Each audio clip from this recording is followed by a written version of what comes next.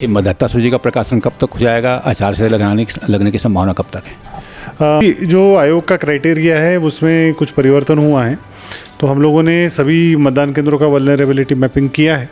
सरल स्वभाव, मृदुभाषी और सख्त तेवर के धनी डॉक्टर सर्वेश्वर भूरे छत्तीसगढ़ निर्माण के बाद रायपुर के 20वें कलेक्टर हैं। साल 2011 बैच के IAS अधिकारी डॉक्टर सर्वेश्वर भूरे इससे पहले मुंगेली, कवर्धा, बिलासपुर, बस्तर, दुर्ग जैसे इलाकों में अपनी सेवाएं दे चुके हैं। अविभाजित मध्य प्रदेश के इतिहास की बात की जाए तो रायपुर जिले को 54वें कलेक्टर के रूप में डॉक्टर भूरे मिले हैं। वे महाराष्ट्र के एक गाँव से मराठी मीडियम स्कूल में पढ़े। भंडारा जिले के निवासी भूरे 11वीं की पढ़ाई के लिए शहर आए। तब जीवन, करियर और शिक्षा के बारे में बहुत कुछ जानने समझने को मिला। भंडारा के रहने वाले सर्वेश्वर ने MBBS की degree Maharashtra university of health science Nashik से ली। एक मिडिल क्लास फैमिली से ताल्लुक रखने वाले डॉक्टर भूरे के पिता पेशे से टीचर थे। कलेक्टर डॉक्टर सर्वेश्वर भूरे से रायपुर कलेक्ट्रेट कक्ष में जन जागरूकता मीडिया के कैमरामैन योगेंद्र साहू के साथ रिपोर्टर अशोक दीवान ने नवम्बर में होने वाले विधानसभा चुनाव की तैयारी के मुद्दे पर खास बातचीत की है। आइए सीधे कलेक्टर से मिलते हैं।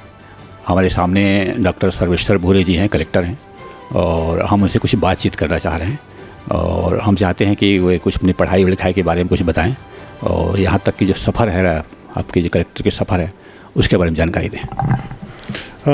मेरा नाम डॉक्टर सर्वेश्वर नरेंद्र भूरे है और मैं मूलतः महाराष्ट्र का रहने वाला हूँ।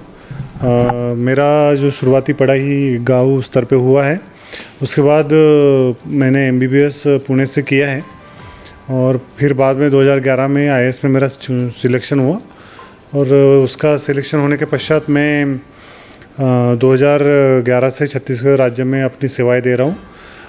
इसमें मुख्य रूप से मैंने बस्तर में, बिलासपुर में, पेंड्रा, गोरेला में, कवर्धा, दुर्ग, मुंगेली और अभी रायपुर में मैं काम कर रहा हूँ।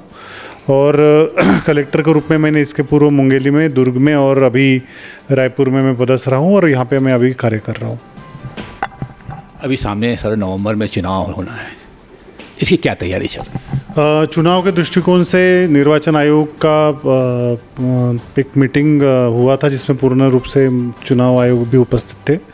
उनके द्वारा जो निर्देश दिए गए हैं और इसके अलावा जो CEO ऑफिस रायपुर जो पूर्ण राज्य में चुनाव की प्रक्रिया का संचालन करता है, उनके उपस्थिति में भी जो निर्देश दिए गए थे तो उनका हम लोग जिला स्तर पे पूर्ण रूप से पालन कर रहे हैं और जो समय सीमा दी गई है उसमें हिसाब से जिले में पूर्ण तैयारी अभी जारी है और जो शेष तैयारी है वो समय समय के अनुसार की जाए। ये मतदाता सूची का प्रकाशन कब तक हो जाएगा? आचार संहिता लगने की संभावना कब तक है?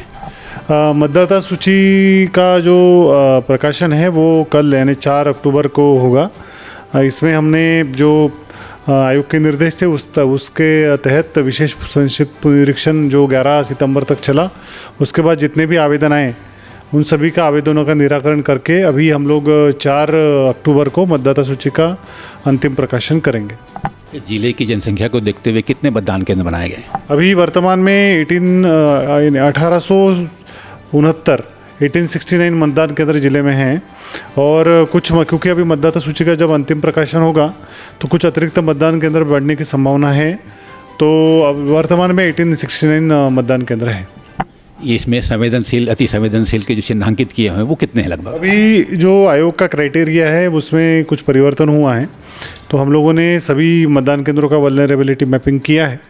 अभी लगभग हमने जो चिन्हांकित किया इनिशियल रूप से लगभग 52 मतदान केंद्रों को चिन्हांकित किया है, जहाँ पे हम लोग जिनको संवेदनशील मतदान केंद्र मानते हैं, और बाकी शेष जो मतदान केंद्र है जिसमें पूर्व में किसी भी प्रकार का कोई घटना नहीं हुआ था, तो उन मतदान केंद्रों को हम लोग अभी सामान्य श्रेणी में रखें। ये मतदान केंद्रों की जो सुरक्षा है उसकी निगरानी किस तरह करेंगे? मतदान केंद्रों के सुरक्षा के लिए एक तो जो स्टेट पुलिस है उसका बल भी उपलब्ध रहता है। इसके अलावा CAPF के छत्तीसगढ़ आर्म पुलिस फोर्स के भी बल उपलब्ध रहता है। इसके अलावा जो केंद्रीय रिजर्व बल है वो वहाँ से भी बल मिलता है और उनका बल आना अभी प्रारंभ हुआ है। हमारे पास जैसे मैंने कहा 1869 मतदान केंद्र है और हमने जो आकलन किया लगभग 3000 बल की आवश्यकता हमें होगी, जिसमें स्पेशल पुलिस ऑफिसर भी इंक्लूड है। तो उसके लिए हमने डिमांड एक भेज दिया है और जो स्टेट पुलिस नोडल ऑफिसर है SPNO, उनसे चर्चा हुई है और उन्होंने कहा कि जो जिले ने डिमांड दिया है उसके अनुरूप बल उपलब्ध कराया जाएगा। ये चुनाव के दौरान जो फर्जी मतदान होगा उसे कैसे रोकेंगे आप? चुनाव आयोग के इसमें निर्देश स्पष्ट है। मतदाता सूची में सभी जो मतदाता है उनके फ़ोटो लगे हैं। इसके अलावा विशेष पहचान पत्र के रूप में इपिक कार्ड के अलावा अन्य 15-16 प्रकार के कार्ड्स है जिसका हम लोग पहचान के लिए उपयोग कर सकते हैं। इसके अलावा हर मतदान केंद्रों में सभी लोगों का गहन वेरिफिकेशन होगा। जिसका मतदाता सूची में नाम होगा वही वोट कर सकता है। और दूसरा, इसके अलावा पॉलिटिकल पार्टीज़ के जो बूथ लेवल एजेंट होते हैं वो भी वहाँ पे उपस्थित रहते हैं। वो भी उस क्षेत्र के होने की वजह से वो भी लोगों को जानते हैं। तो इन सभी फैक्टर्स को ध्यान में रखते हुए हम लोग ये आश्वस्त है कि किसी भी प्रकार का फर्जी मतदान नहीं होगा, और अगर फर्जी मतदान होता है तो कड़ी से कड़ी कार्रवाई होगी। इसके अलावा इस बार आयोग के निर्देश के अनुसार 50% मतदान केंद्रों में वेबकास्टिंग होगा। यानी उसमें हम लोग लगभग 1000 मतदान केंद्रों में ये देख सकेंगे कि वहाँ पे मतदान कैसे चल रहा है।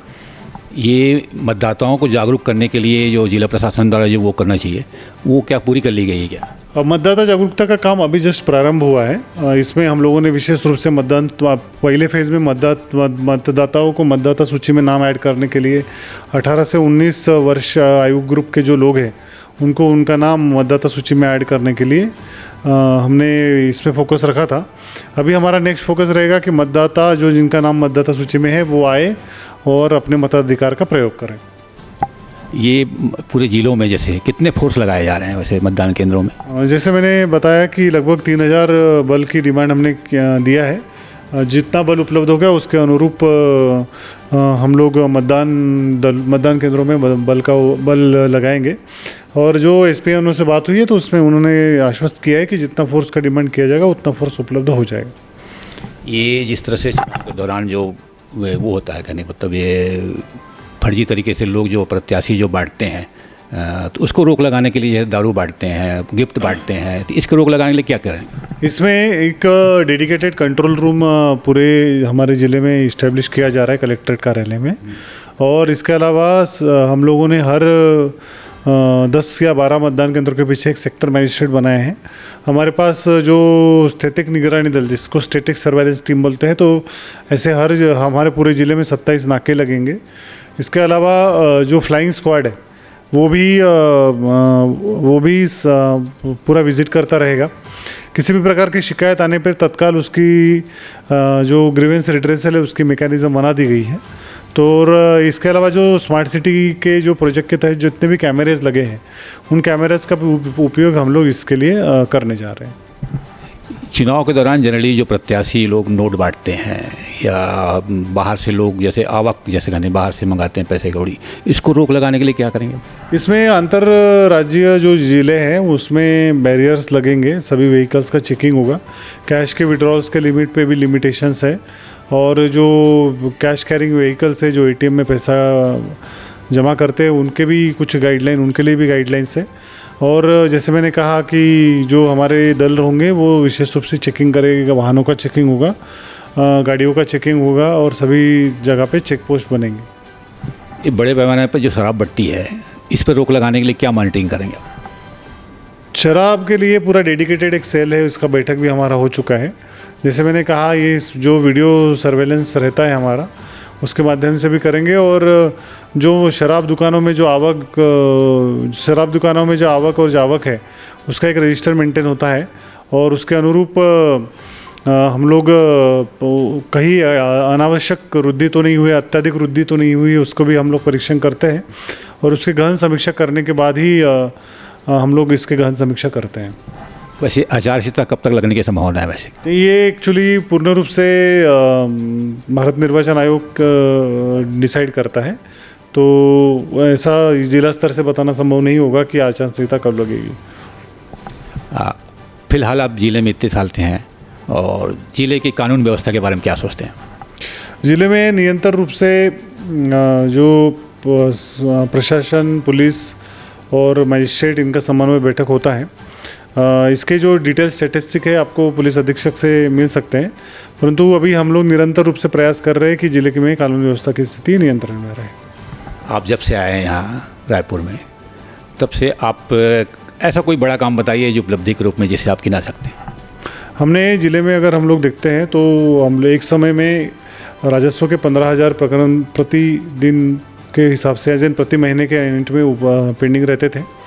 उन सभी कार्यों को हमने 50% तक रिडक्शन कर दिया है और अभी जो 15,000 का जो पेंडेंसी था वो 7,000 प्रति माह के रूप में आ गया है और वो बेसिकली और जो पेंडेंसी है वो भी समय सीमा के भीतर ही है। अगर हम लोग राजस्व वृद्धि की बात करते हैं तो लगभग 100 करोड़ से भी ज़्यादा वृद्धि जो शासन के जो निर्देश थे उसके अनुरूप हुआ है।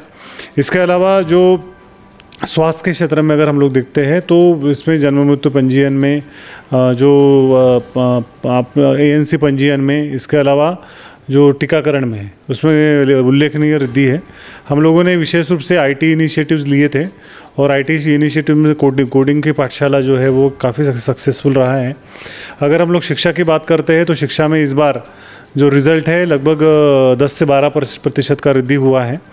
और अगर हम लोग इंफ्रास्ट्रक्चर की बात करते हैं तो बहुत सारे काम जो इंफ्रास्ट्रक्चर के थे वो जो उसको हम लोगों ने अंतिम छोर तक लेके आए हैं। स्मार्ट सिटी में भी बहुत सारे काम हुए हैं, उसका अवार्ड भी मिला है।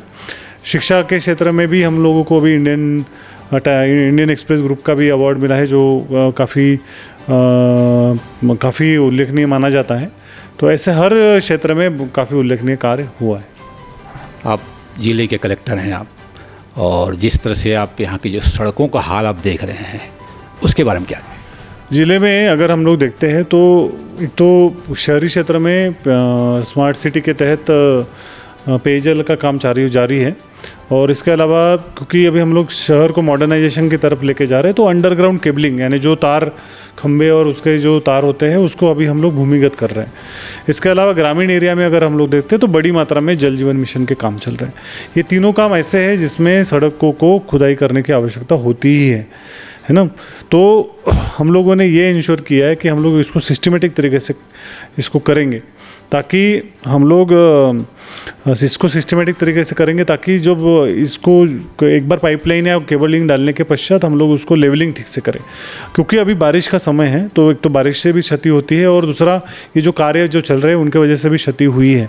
अभी जैसे हमने बारिश का समाप्त होने के बाद पश्चात अभी डामर प्लांट हमारे चालू हुए हैं। हम लोग अभी उसको तत्काल रूप से रिपेयर का काम करने के निर्देश दिए हैं। एक समय सीमा रखा है और आगे 1 महीने के समय में हम लोग पूरे रोड का रिपेयर का काम कंप्लीट कर लेंगे। Thank you. देश प्रदेश की सभी बड़ी खबरों से जुड़े रहने के लिए हमारे YouTube चैनल को लाइक, शेयर और सब्सक्राइब करना ना भूलें। साथ ही लेटेस्ट खबरों के लिए बेल आइकन को प्रेस